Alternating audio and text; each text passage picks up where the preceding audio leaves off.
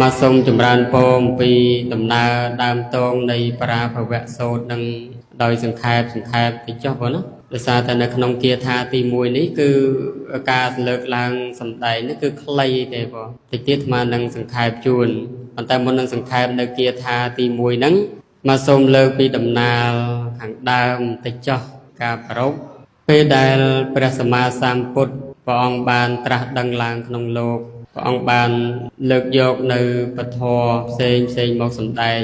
หอยก็เมียนกาสำแดงในมงคลโสดสอบตามกาสะสูอมพีปปุเทวดาเยดยมสมัยโน้เพียรเจริญปปุเทวดานั้นคือจีเนเมียนบนขัวจังเรียงรอเวลียนาเรตรีปปุเทวดาไต่แต่โจมบอกสดับปฐในวัดเจตปุนนั้นชีประจำทั้งไงการไปเยี่ยมสมัยทั้งไงมุ้ยเมียนเทวดาหมอองนังบานนาโจมกราบองคุมตูลสู้จมพูพระดมีนประเพียอมปีปัญหากรรมเตะปอนจมวยนังมงคลระบสัตว์โลกถ้าตากาปุปรตรวมในขนมดำนาชีวิตประจำทั้งไงนั้นเพื่ออย่างน้าเอาเมียนเสรีสู้สได้เมียนมงคลสู้สได้เมียนสิกได้จมราดอลการรวมในประจำทั้งไงดังโดยเฉพาะพระองค์ก็บานสำได้ในเกียรธาทั้งหลายดับเกียรธาดำไปเอาเทวดานั้นจรุดเจียบนั่นพอให้จุมพูเกียรธาทั้งดอกนั้นยังใจเจียประกาศนั้นคือมีสามสปมใบประกาได้ยังสกอลธาเจียมงคลสามสปมใบประกานะอยู่มั้ยจังไปได้เทวดาบานสดับในมงคลทั้งหลายนั้นหายก็ตลอดแต่เวงตลอดเตอพระอันบานสูท่านเนี่ยตื้อสู้แต่สิกได้จำรานสู้แต่มงคลจังปัญหากรรมนี้มันตอนออกเตบิโปรธาปัญญาระบบมนุษย์เปกล้าต่อแต่เมียนกาใจปีจำรานต่อแต่ใจปีเป็นเดียตีนปันบนเนี่ยเมียนปัญญาอย่างไม่โยกินใจแต่มวยบานปีใจแต่เรื่องจำรานตัวปีจำรานคือวินเดียปันสัตว์โลกเหมือนจังไงโยมะสัตว์โลกได้มีปัญญาต้นสาวแมนเดบัทาจำรานตอนแต่งใจเรื่องจำรานนั่งอโยลสันไอ้บัทาวินเดียตอนแต่งใจเรื่องวินเดียนั่งยังไม่อโยลสันจังฮะนับบ่าจังโยมจังให้บ้านเชียโลกอ้อยตลอดมาสู้ปัญหากรรมของปีพระสมมาสามพุทธมาดองตีดพระองค์ก็บานนาชลอยตอบจมูกนังเทวดาให้การชลอยตอบนั่นคือเข้าปีมงคลละโสดมงคลพระองค์สำแดงแต่มาจอบเทวดาสดับบานปันแต่แต่ตอนนังปราภวะโสดนี้คือเทวดาสู้มุ้ยพระองค์ชลอยมาเกียรธาบานมาเกียรธาหอยกาซาสูนังสรุปเติมเมียนจำนวน10 ปีเกียรธาอยู่มั้ย10 ปีเกียรธาได้ยังโยมมาตะแตงเชียกำนาบกาพลงสำหรับโซดเรียงรอลกรรมวิธีบนชุมบันยืนเรียงรอชนามหนึ่งยังไงจังในขนมปราภวะโซดแต่ง10 ปีกองนั้นไงนี่มาดำเริตรสำได้ในเกียรธาตีมวยจังดำไปกุมเอาขาดเปวิเลียยุมาเลิกโยกองปีเกียรธานั้นมาสำได้แต่มาดองเกียรธาตีมวยนั้นโลกบันสำได้ค่ะโสวิเชียโนแผ่แวงเฮาเตะโสวิเชียโนปราภโวทอมแมกาเมาแผ่แวงเฮาเตะทอมแมเตไซปราภโวเจียบัลลัยอยู่มั้ยเกียรธานั้นมีสิกได้ปลายจีพิสาขมายยังธา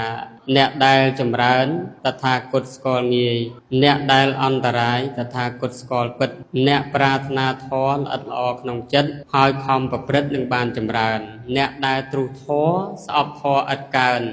การจำรานวิเนียเติมมุกนี่สิกได้ในขนมเกียรธาดังโยมะดังไงจังธมาสมเลิกยกสังขารคล้มาสำได้เอาเย็ดโยมบานยุลในขนมเกียรธาดังบ่ยังยัยเอาคล้สรูจามตื้อธาตีมวยโลกจังยัยปีเนได้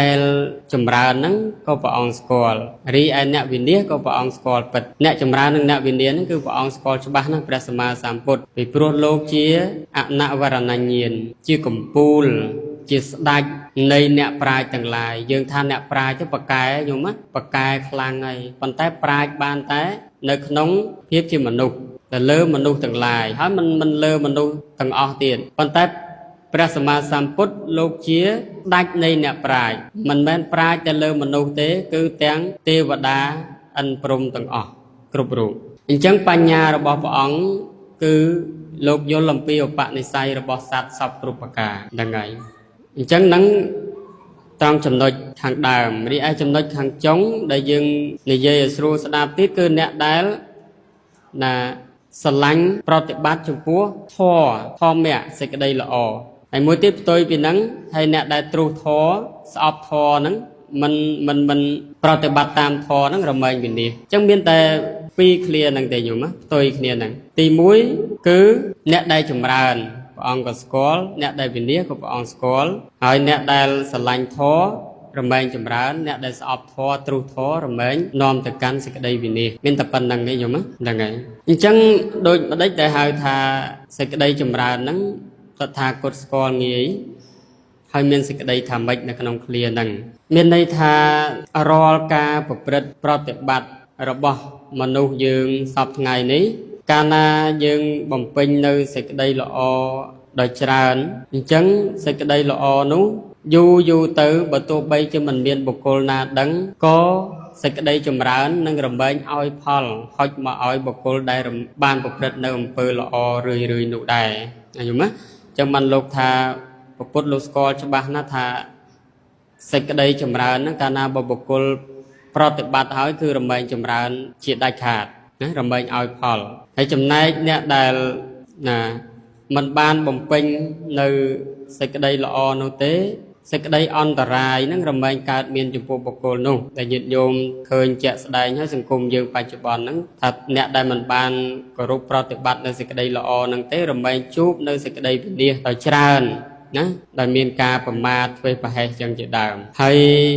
ពាក់ព័ន្ធជាមួយនឹងការប្រព្រឹត្តសេចក្តីល្អដែលនាំឲ្យចម្រើនហ្នឹងគឺយើងត្រូវសម្លឹងទៅមើលណាកុសលកម្មទាំងឡាយ10ដែលជាធម៌ធ្វើឲ្យចម្រុងចម្រើនជារូបមន្តដែលមនុស្សយើងគ្រប់រូបត្រូវយកមកបដិបត្តិហើយអនុវត្តតាមកុសលកម្មបទទាំងឡាយ10ណាញោមហ្នឹងហើយទី1ការចម្រើនសេចក្តីល្អណាដោយកាយទី2ដោយវាចាទី3ដោយចិត្តតាមរយៈទ្វាកាយការប្រព្រឹត្តល្អដោយកាយទី1ពាក់ព័ន្ធទៅនឹងណាការដែលយើងមានសម្ដីពិរោះពិសាមានកាយវិការទន់ភ្លន់ព្រមទាំងមានមโนសញ្ចេតនាល្អជាដើមហើយការស្អាតដោយកាយនេះទាំង3នេះគឺទី1ណាមិនសម្លាប់មិនបៀតបៀនជីវិតរបស់មនុស្សសត្វផងទាំងឡាយទី2មិនទៅលួចទ្រព្យសម្បត្តិអ្នកដទៃហើយទី3មិនប្រព្រឹត្តខុសក្នុងកាមលើកប្រពន្ធកូនអ្នកដទៃជាដើមនឹងការស្អាតដោយកាយញោមការដែលយើងប្រព្រឹត្តប្រតិបត្តិបានបែបនេះគឺមិនងាយមានបញ្ហានាំឲ្យវិនិច្ឆ័យទេបងហើយចំពោះការស្អាតដោយវាចានោះគឺបានដល់ការដែលមិនកុហកណាមិននិយាយចាក់ដោតអ្នកដទៃមិនញុះញង់អ្នកដទៃក៏ដូចជាមិននិយាយពាក្យដែលឥតបានប្រយោជន៍តែច្រើនណាមិននិយាយពាក្យលេះលោះឥតប្រយោជន៍នេះពាក់ព័ន្ធនឹងវិចារទាំងឡាយ4ណាញោមហើយពាក់ព័ន្ធនឹងចិត្តណាពាក់ព័ន្ធនឹងការស្អាតចិត្តហ្នឹងគឺបានដល់ការដែលយើងមិនគិតរំពៃចង់បានទ្រព្យសម្បត្តិរបស់អ្នកដទៃមកធ្វើជាទ្រព្យសម្បត្តិរបស់ខ្លួនណាញោមនឹងពាក់ព័ន្ធនឹងផ្លូវចិត្តទី2មិនព្យាបាទចងគំនុំអ្នកដទៃកាលណាយើងព្យាបាទអ្នកដទៃចងគំនុំអ្នកដទៃអ្នកដែលក្តៅក្រហាយមុនគឺអ្នកដែលចងគំនុំនឹងឯងណាចឹងរមែងក្តៅក្រហាយមិនមានសេចក្តីសុខទេណាញោមណាហើយទី3មានការយល់ត្រូវតាមធម៌ហ្នឹងហើយធម៌ទីនេះសំដៅទៅលើការយល់ដឹងខុសដឹងត្រូវនៅដំណើរនៃការប្រព្រឹត្តនោះអញ្ចឹងការស្អាតដោយកាយ3ស្អាតដោយវាចា4ស្អាតដោយចិត្តទាំង3នេះបូកទៅមានចំនួន10ដែលយើងឲ្យឈ្មោះថាជាកុសលកម្មបទទាំងឡាយ10ណាញោមកាលណាយើងប្រព្រឹត្តនៅកុសលកម្មទាំងឡាយ10នឹងប្រកបព្រមដោយកាយវិចាចិត្តដ៏ល្អអញ្ចឹងហើយគឺរមែងចម្រើនកើតកើនសពគ្រប់ទិន្ទវិរិត្រីចំពោះធម៌ដែលជាអានិសង្ឃវារមែងកើតទៅដល់បុគ្គលអ្នកប្រព្រឹត្តនៅសេចក្តីល្អនោះគឺមានអានិសង្ឃទាំងឡាយ5ណាញោមហ្នឹងហើយទី1ជាអ្នកដែលមិនតេះដៀលខ្លួនឯងទី2អ្នកប្រាជ្ញរមែងសរសើរទី3កិត្តិស័ព្ទល្អរមែងផ្សាយទៅសុសសាយទី4ទីបនឹងស្លាប់អត់វង្វេងទេហើយទី5បន្ទាប់ពី អស់អាយុទៅរមែងទៅកើតនៅក្នុងទីសុគតិឋានបរមសុខកន្លែងណាសុខស្ងប់មានស្ថានសួគ៌ទាំងឡាយជាដើមអញ្ចឹងតកតងនឹងអានិសង្សទាំងឡាយ5នេះគឺសិតសឹងតែជាអានិសង្សដែលកើតមានអំពីការបំពេញនៅសេចក្តីល្អប្រតិបត្តិនៅធម៌ដ៏ល្អសមគួរដល់ធម៌ហើយញោមប្រព្រឹត្តសេចក្តីល្អទៅញោមមិនចាំបាច់ខ្វល់ផលតបស្នងអាណានីមួយទេញោមឲ្យច្បាស់លាស់ខ្លួនឯងមានតែយើងសម័យខ្លួនឯងផ្ទាល់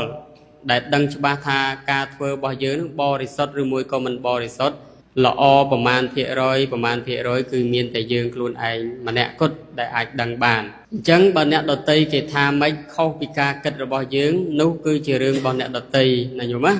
អ្វីដែលយើងយល់ថាត្រឹមត្រូវហើយមានប្រយោជន៍យើងព្យាយាមធ្វើឲ្យបានរឹងរឹតតែច្រើនទៅសេចក្តីចម្រើននឹងកើតមានដល់យើងអ្នកប្រព្រឹត្តនឹងហើយបើទោះបីជាបច្ចុប្បន្នជាតិនេះมันមានបុណ្យណាមួយហុចផលឲ្យយើងបានតាន់ពេលក៏អនាគតជាតិទៅបុណ្យនេះមិនរត់ទៅណាចោលយើងទេណាញោមណាបុណ្យនឹងរមែងអន្ទោលទៅដោយសមោអន្ទោលតាមប្រាណចឹងឯងរមែងឲ្យផលនៅក្នុងឋានៈនៅក្នុងជាតិណាមួយមិនខានហើយចំពោះឃ្លាចុងក្រោយណាបត់បាតចុងក្រោយហ្នឹងគឺអ្នកដែលស្រឡាញ់នៅធម៌គប់ចិត្តនៅក្នុងធម៌រមែងចម្រើននោះគឺថាធម៌ទីនេះគឺសំដៅទៅលើធម្មជាតិអាណាដែលទ្រទ្រង់សត្វលោកឲ្យរស់នៅប្រកបដោយសេចក្តីសុខបាននោះគឺជាធម្មជាតិដែលល្អប្រពៃមនុស្សយើងរស់នៅបានអាស្រ័យទៅលើកម្មធម្មជាតិតាក់តែងមកតាមកម្មតាមអំពើដែលយើងបានធ្វើកាលណាសេចក្តីល្អរបស់យើងច្រើនជាធម្មជាតិរមែងទ្រទ្រង់អាយុជីវិតរបស់យើងនឹងឲ្យប្រព្រឹត្តទៅបានប្រកបដោយសេចក្តីសុខនិងអាយុយឺនវែងតាមកັບកាលដែលខ្លួនឯងបានកើតនោះនេះគឺអានិសង្សនៃការបំពេញសេចក្តីល្អហ្នឹងគឺរមែងបាននៅអាយុវែងហ្នឹងហើយបាននៅអាយុវែងហើយចំពោះអ្នកដែលស្អប់ធម៌ណាទ្រុសធម៌មានន័យថាស្អប់ហើយបន្ទុះមាក់ងាយប្រមាថការទៀនបន្ថែមទៅលើធម្មជាតិល្អទាំងឡាយដែលខ្លួនត្រូវធ្វើបែរជាមិនធ្វើហើយទៅប្រមាថមាក់ងាយចំពោះការប្រព្រឹត្តនៅការបំពេញសេចក្តីល្អរបស់អ្នកដទៃទៀតអញ្ចឹងណាញោមអញ្ចឹងហេតុនោះវាល្មែងនាំឲ្យបុគ្គលនោះវិនិច្ឆ័យដោយប្រការណាមួយមិនខានអញ្ចឹងបើយើងនិយាយពីសេចក្តីវិនិច្ឆ័យនៅក្នុងពុទ្ធសាសនានេះលោកសម្ដែងមាន5ញោមសេចក្តីវិនិច្ឆ័យនឹងមាន5ទី1រោគភសនៈវិនិច្ឆ័យរោគទី2ភោគភសនៈវិនិច្ឆ័យទ្រព្យទី3ញាតិភសនៈវិនិច្ឆ័យពុញាតិទី4សីលភសនៈវិនិច្ឆ័យសិលទី5ទិដ្ឋិភសនៈវិនិច្ឆ័យទិដ្ឋិអញ្ចឹងតកតងនឹងការវិនិច្ឆ័យទី1នេះគឺការវិនិច្ឆ័យដោយរោគញាតិញោមរោគទាំងឡាយទាំងពួងកាលណាបើកើតមានចំពោះរូបរាងកាយរបស់យើងហើយសេចក្តីសុខវារមែងរត់ទៅឆ្ងាយហើយយើងរមែងទទួលនៅសេចក្តីទុក្ខលំបាកដោយហេតុថាមានរោគជាព្យាធិទាំងឡាយមកបៀតបៀនអញ្ចឹងនេះក៏ជាសេចក្តីវិនិច្ឆ័យមួយរបស់សត្វលោកដែរគឺវិនិច្ឆ័យដោយរោគចូលមកបៀតបៀនហើយរោគដែលអាចចូលមកបៀតបៀននឹងបានវាពាក់ព័ន្ធជាមួយនឹងកម្មដែលយើងបានប្រព្រឹត្តប្រតិបត្តិកន្លងមកទី2ភោគភសនៈគឺវិនិច្ឆ័យទ្រព្យញាតិញោមទ្រព្យសម្បត្តិដែលយើងរកមកបានហើយទ្រព្យសម្បត្តិទាំងអស់នោះវារមែងមិនថិតថេរនៅជាមួយយើងទេញោមកាលណាបើយើងចាយវាចេះគិតមានប្រមាណនៅក្នុងការចំណាយនៅក្នុងការចាយវាយគឺទ្រព្យសម្បត្តិនោះមិនងាយនឹងវិនិច្ឆ័យសាបសូន្យទៅទេប៉ុន្តែបើសិនជាយើងខ្វះបញ្ញានៅក្នុងការប្រើប្រាស់នៅទ្រព្យសម្បត្តិដែលយើងរកបាននោះទេគឺរមែងអស់ទៅដោយឆាប់រហ័សប៉ុន្តែបើនិយាយទៅតាមធម្មជាតិនៃទ្រព្យសម្បត្តិទាំងឡាយដែលយើងបាននេះគឺវារមែងអស់ទៅវិញជាធម្មតាទី3ញាតិភសនៈវិនិច្ឆ័យពុញាតិញាតិញោមកាលពីឆ្នាំកន្លងទៅធ្លាប់មានញាតិប្រមាណហើយកន្លងមកប្រមាណឆ្នាំក្រោយតើញាតិរបស់យើងបាត់បង់ទៅអស់ប្រមាណហើយតើការបាត់បង់ញាតិនោះវាធ្វើឲ្យយើងកើតទុក្ខទេធ្វើឲ្យយើងសោកស្ដាយទេហើយយើងសោកស្ដាយយើងសំណោះអល់ឡោះអាឡៃអញ្ចឹងរឿងនេះគឺជារឿងធម្មជាតិការវិនិច្ឆ័យទៅការបាត់បង់ទៅនៃពុញាតិនេះគឺរមែងទៅជាបន្តបន្ទាប់នេះក៏ជាការវិនិច្ឆ័យរបស់សត្វលោកយើងដែរទី4សីលភសនៈវិនិច្ឆ័យសិល តកតងនឹងសីលភយសនៈនេះតកតងនឹងការប្រតិបត្តិនៅសិលនេះគឺពាក់ព័ន្ធនឹងការធ្វើសេចក្តីល្អណាញោមណាការប្រព្រឹត្តនៅនិច្ចសិលទាំងឡាយក្តីសិល8ក្តីសិល10ក្តីគឺពាក់ព័ន្ធជាមួយនឹងការប្រព្រឹត្តប្រតិបត្តិទៅតាមគោលតាមការវាចានៅការប្រព្រឹត្តនៅអបាយផ្សេងអបាយមុខផ្សេងណាញោមហើយបើយើងនិយាយអំពីការវិនិច្ឆ័យសិលតកតងនឹងនិច្ចសិលជាដើមក្តីកាលណាបើយើងប្រព្រឹត្តខ្លួនឲ្យខុសទៅក្នុងសិលទាំងឡាយទាំង5នោះហើយការវិនិច្ឆ័យទៅនៃសិលហ្នឹងក៏អស់ទៅតាមនឹងហើយសេចក្តីវិនិច្ឆ័យកាលណាយើងមិនមានសិលជាប់លាប់មិនមានសិលបរិសុទ្ធទេសេចក្តីវិនិច្ឆ័យវានឹងរមែងតោងតាមគៀកកិតចំពោះការប្រព្រឹត្តរបស់យើងនឹងមិនខានហើយទី5ទិដ្ឋិភយសនៈគឺវិនិច្ឆ័យទិដ្ឋិគឺមានន័យថាការគិតរបស់យើងគឺផ្ទុយចាកអំពីមាគ៌ាដ៏ត្រឹមត្រូវមានការគិតឆ្វេងនិយមណាមិនយល់ថាធម៌ល្អទៅជាមិនល្អធម៌មិនល្អទៅជាល្អហើយការប្រព្រឹត្តខ្លួនទៅតាមទិដ្ឋិដែលខ្លួនឯងយល់ខុសនោះរមែងនាំទៅរកសេចក្តីវិនិច្ឆ័យមិនខានអញ្ចឹងណាញោមហើយតកតងនឹងការវិនិច្ឆ័យទាំង5ហ្នឹងយើងឃើញថាសេចក្តីវិនិច្ឆ័យដោយសិលនិងសេចក្តីវិនិច្ឆ័យដោយទិដ្ឋិនេះគឺធ្ងន់ណាស់កាលណាយើងធ្វើឲ្យភ្លាំងភ្លាត់ទៅលើសិលហើយនិងទិដ្ឋិរបស់យើងនឹងហើយគឺអបាយរមែងរងចាំយើងមិនខានទេណាញោមណាអញ្ចឹងយើងត្រូវព្យាយាមរត់គេចឬមួយក៏ធ្វើខ្លួនយ៉ាងណាអោបស្ទប់ណាការប្រព្រឹត្តប្រតិបត្តិរបស់យើងយ៉ាងណាកុំឲ្យខុសនៅក្នុងសិលដែលជាសីលធម៌ដ៏ល្អរបស់មនុស្សជាសីលធម៌ដ៏ល្អសម្រាប់មនុស្សជាតិដែលកើតមកលើភពផែនដីនេះដែលត្រូវតែទទួលយកប្រតិបត្តិតាមឲ្យបានល្អហើយតកតងនឹងទិដ្ឋិហ្នឹងក៏គួរព្យាយាមធ្វើម៉េចសិក្សាស្វែងយល់ឲ្យបានជ្រួតជ្រាបទៅលើរឿងអាណានីមួយដែលយើងត្រូវធ្វើហើយបំពេញប្រតិបត្តិឲ្យបានត្រឹមត្រូវបើយើងយល់មិនច្បាស់យើងសួរគេអ្នកចេះដើម្បីតម្រង់ទិដ្ឋិរបស់យើងនោះឲ្យបានល្អណាញោមកុំចេះតែធ្វើអីតាមការយល់ឃើញរបស់យើងបន្តិចបន្តួចពេលខ្លះយើងយល់ឃើញមួយផ្នែកវាជាផ្នែកមួយតូចប៉ុន្តែដល់ពេលដែលយើងបានសាកសួរគេណាបានសួរនាំឲ្យចំពោះអ្នកចេះដឹងអីដទៃទៀតយើងរមែងបញ្ញារបស់យើងរមែងរីកសាយភាយទៅហើយការគិតរបស់យើងកាន់តែទលំទលាយអញ្ចឹងការប្រព្រឹត្តប្រតិបត្តិរបស់យើងមិនងាយឆ្លោះឆ្លួយទេមិនងាយនឹងធ្លាក់ទៅរកផ្លូវនៃសេចក្តីវិនិច្ឆ័យនោះទេណាញោមណានឹងពាក់ព័ន្ធនឹងវិនិច្ឆ័យទាំងឡាយ5ហ្នឹងហើយបទចុងក្រោយញោមណាបទគាថាចុងក្រោយហ្នឹងអ្នកដែលស្រឡាញ់ធម្មជាតិនៃធម៌ល្អរមែងរក្សានៅបុគ្គលនោះវិញញោមអ្នកស្រឡាញ់ធម៌រមែងជួយអោបស្ទប់ញាតិញោមត្រូវយល់ថាធម៌កន្លែងនេះគឺជាសភាវៈត្រត្រង់នៅសត្វលោកជាសភាវៈល្អអញ្ចឹងកាលណាបើយើងស្រឡាញ់នៅអំពើល្អស្រឡាញ់នៅសភាវៈល្អសេចក្តីចម្រើនវារមែងនឹងកើតមានដល់យើងជាដរាបហើយកាលណាបើយើងស្អប់ធម៌ស្អប់សេចក្តីល្អស្អប់អំពើទាំងឡាយដែលជាអំពើល្អហ្នឹងមានន័យថាវាផ្ទុយអំពីល្អហ្នឹងគឺវារមែងនាំយើងទៅកាន់សេចក្តីវិនិច្ឆ័យគាត់តែថាពេលខ្លះយើងមើលវាអត់តន់យើងតាមអត់តន់យើងយល់អត់តន់អញ្ចឹងទៅក៏ចេះតែប្រព្រឹត្តដោយមោហៈបិទបាំងអីចឹងជាដើមប៉ុន្តែបើញាតិញោមមានបញ្ញាច្រើនឃើញការប្រព្រឹត្តប្រតិបត្តិរបស់សត្វលោកទាំងអស់គឺមានការធ្វើទុកក្នុងចិត្តទោះបីអ្នកនឹងធ្វើល្អក្តីធ្វើអាក្រក់ក្តីយើងមានការគិតពិចារណាចំពោះដំណើរនៃការប្រព្រឹត្តរបស់សត្វលោកទាំងអស់ហ្នឹងគឺប្រព្រឹត្តទៅតាមកម្មអញ្ចឹងទៅអញ្ចឹងយើងធ្វើម៉េចយកបញ្ញាទៅគិតពិចារណាដើម្បីបំពេញសេចក្តីល្អហ្នឹងឲ្យបានច្រើនជាដរាបជារឿយទៅគិតថាបើជីវិតយើងនៅមានមួយខណៈមិនចាំបាច់តែមានមួយថ្ងៃទេញោមឲ្យតែមានមួយខណៈយកខណៈនោះមកបំពេញសេចក្តីល្អឲ្យបានច្រើនណាហើយបើ